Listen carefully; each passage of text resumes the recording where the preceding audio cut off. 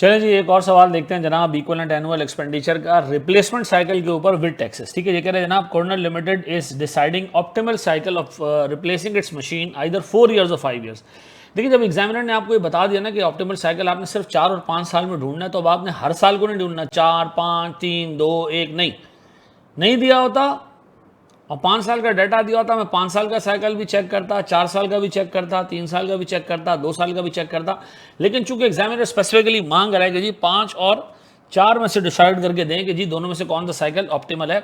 Sir, operating cost दी हुई है, resale value दी हुई है कि जी 4 साल के एंड में रेजल वैल्यू 12% द कॉस्ट है, 5वें साल के एंड में तो कोई रेजल वैल्यू है ही नहीं। ठीक है, फिर cost of the asset 8 lakh है, डिस्काउंट रेट और टैक्स रेट जो है वो दिया हुआ है 30% और 10%। डेप्रिसिएशन इसमें यहाँ ले लें सर 20% डिमिनिशिंग बैलेंस के ऊपर है। ठीक है जी, अब वो कह रहे हैं जी ऑप्टिमल साइकिल निकालें इधर 4 साल और 5 साल। तो मैं काम करता हूँ जनाब, मैं सबसे पहले सॉल्यूशन में रखता हूँ किसको जी, 5 साल को, 5 ईयर साइकिल।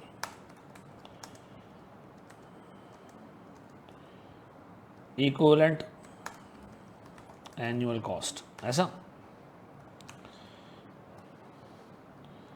सर मेरे पास 0, 1, 2, 3, 4, 5। ठीक है, बोर्ड पे देखना मेरे बच्चों, चूंकि टैक्स है तो मैं सबसे पहले निकालूंगा सर एक्सपेंसेस, टैक्स वगैरह निकालूंगा सर मैं।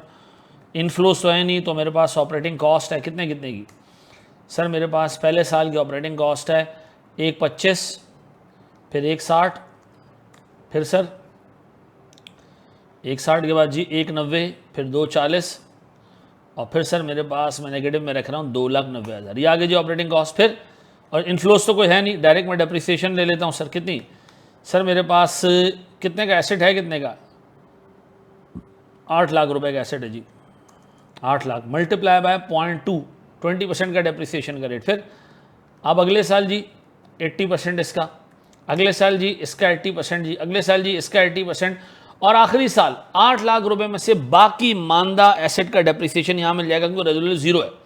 तो 8 लाख माइनस ये डेप्रिसिएशन मिल गया, माइनस ये मिल गया, माइनस ये मिल गया और ये मिल गया, डन। तो आखिरी साल को 3,27,000 रुपए का डेप्रिसिएशन मिला। और कुछ है नहीं सर। अब मैं इन्हीं को ऐड कर रहा हूं सर, ये मेरे पास आ रहा है लॉस या प्रॉफिट बिफोर टैक्स। ठीक है जी, अब बताओ मेरे बच्चों, चूंकि लॉस है तो टैक्स सेविंग्स मिलेंगी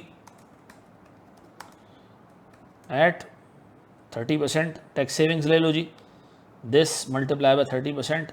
ठीक है जी, एंड सो ऑन ऐसा। अब बताओ मैं क्या करूं जी, डेप्रिसिएशन ऐड बैक कर दूं, डेप्रिसिएशन ऐड बैक कर दे मेरे बच्चों, कितना 1,60, 1,28, 1,2, 81, 900 और 3,27,000। अब लो इनिशियल आउटले कितने का जी, 8 लाख और एंड पे रेजल वैल्यू 0 है, डन। अब बताओ ये आगे आपके पास सारे कैश फ्लोज, ये आगे जी मेरे पास सारे कैश फ्लोज प्यारे बच्चों, सारे नेगेटिव में। मैं लिख रहा हूँ जी नेट कैश फ्लोज, डन। अब मैं यहाँ ले रहा हूँ जी एनपीवी एट 10%, 10% पे एनपीवी लेते हैं सर।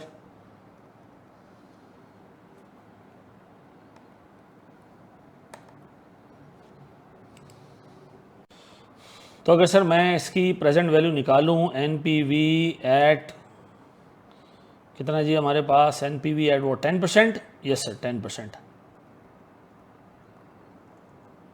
देखिए एनपीवी के बेसिस पे हमने डिसीजन नहीं लेना, this divided by 1 + 10% raise to the power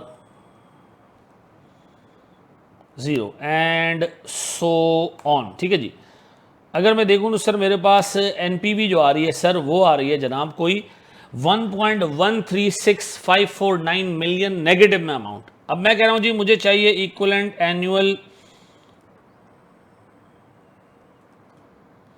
expenditure, कैसे जी, दिस डिवाइडेड बाय एनुटी निकालने सर इसकी 1 - 1 + 10% रेस टू द पावर 5 साल है तो 5, ठीक है जी, डिवाइडेड बाय 10%, डन। ये आ गया सर मेरे पास 2,99,819 रुपए। इसका मतलब है एसेट को 5 साल चलाना is as good as paying 299,819 every year, ऐसा। अब बताएं सर, व्हाट इफ के मैं साइकिल को रखूं 4 साल का,